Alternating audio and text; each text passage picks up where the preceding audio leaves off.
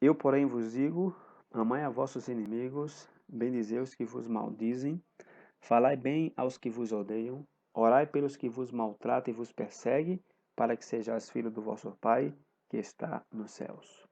Mateus capítulo 5, verso 44. E como nós podemos entender essas palavras de Yeshua? Com que lentes, com que mentalidade vamos ver esses textos?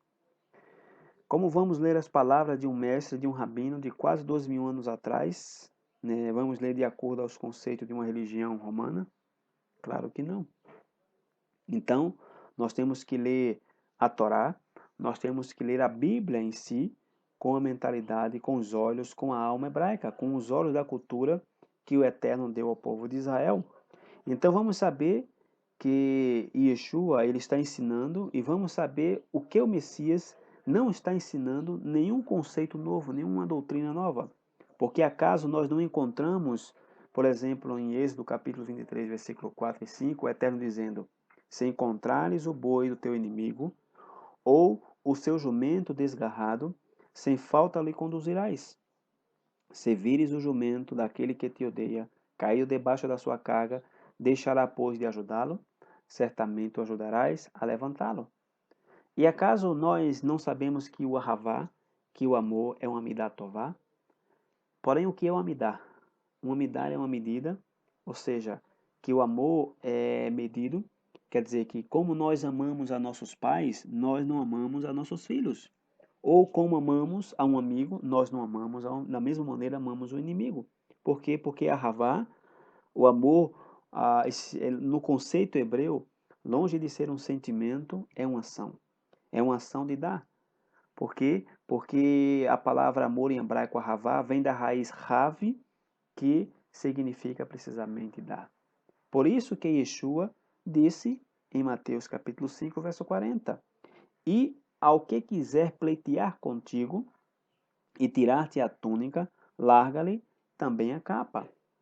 Porém, não foi o rei Salomão, no livro de Provérbios, que ensinou este princípio, dizendo, Provérbio 25, dizendo, se o teu inimigo tiver fome, dá-lhe pão para comer, e se tiver sede, dá-lhe água para beber.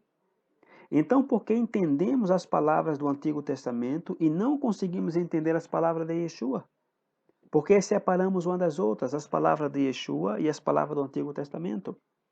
Porque a Taná, o Antigo Testamento, nós estudamos de acordo com os conceitos hebreus.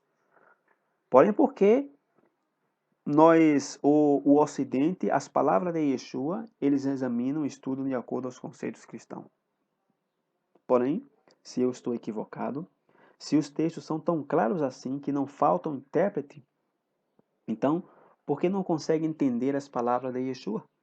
Com tantos teólogos que existem no mundo? Se é tão fácil entender, né, que faz quase 2.000 anos atrás, que estão enraizados a princípios culturais, que somente as pessoas que conhecem isto a fundo, né, então, debaixo dessa mesma conclusão absurda, que seja os pastores, né, ou seja, ensinem a Torá ao povo de Israel, e também que se é assim que os pastores ensinam os israelitas a cultura hebraica. Por quê? Porque a maneira com que eles entendem as escrituras hebraicas não é adequada aos conceitos hebraicos enraizados na Torá. Então, quando você for ler as palavras do mestre Yeshua, as palavras dos seus discípulos, não tire os olhos, não tire a mente hebraica para usar uma lupa cristã, para usar uma lente, uma mentalidade ocidental. Porém, sobretudo, deixemos de lado todo o conceito cristão, porque o Salvador Yeshua não tem nada a ver com este Messias apresentado pela religião.